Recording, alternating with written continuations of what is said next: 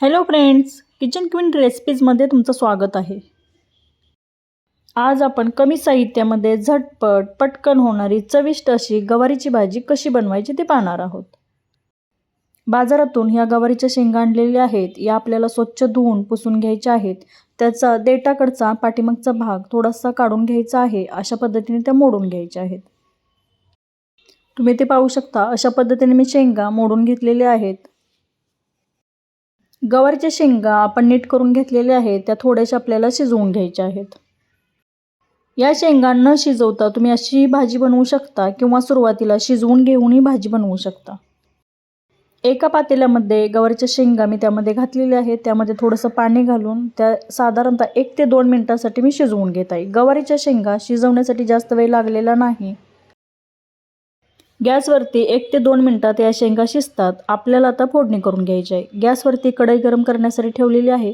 त्यामध्ये साधारणतः 2 ते 3 चमचे तेल घातलेलं आहे। तेल गरम झाल्यानंतर अर्धा चमचा मोहरी, अर्धा चमचा जिरे घातलेले आहेत।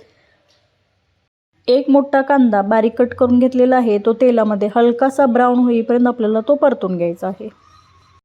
तेलामध्ये कांदा 2 ते 3 मिनिटांसाठी परतून घेतल्यानंतर तो हलकासा ब्राऊन झालेला आहे।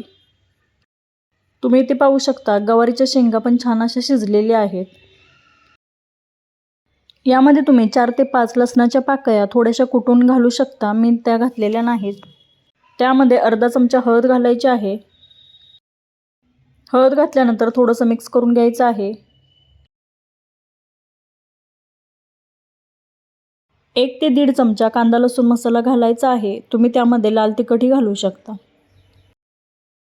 कांदा लसूण मसाला घातल्यानंतर थोडंसं परतून घ्यायचं आहे। यामध्ये आपल्याला जास्तीचे कोणतेही मसाले घालायचे नाहीत।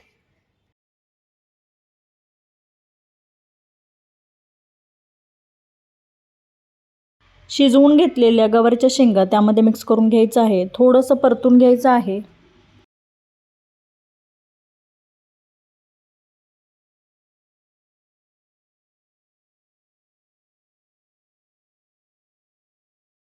यामध्ये चवीनुसार मीठ घालायचं आहे। त्यामध्ये मीठ घातल्यानंतर थोडंसं आपल्याला परतून घ्यायचं आहे।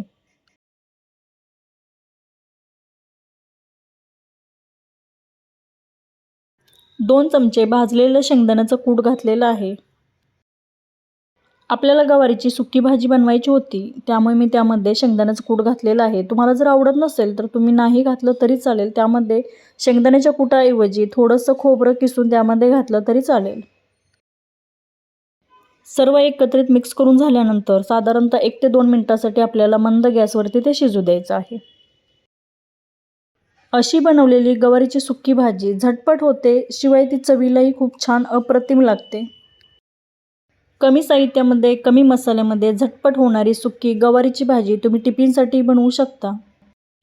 हा व्हिडिओ आवडला असेल तर नक्की लाईक करा। असेच नवनवीन व्हिडिओ पाहण्यासाठी किचन क्वीन रेसिपीज या चॅनलला नक्की सबस्क्राईब करा।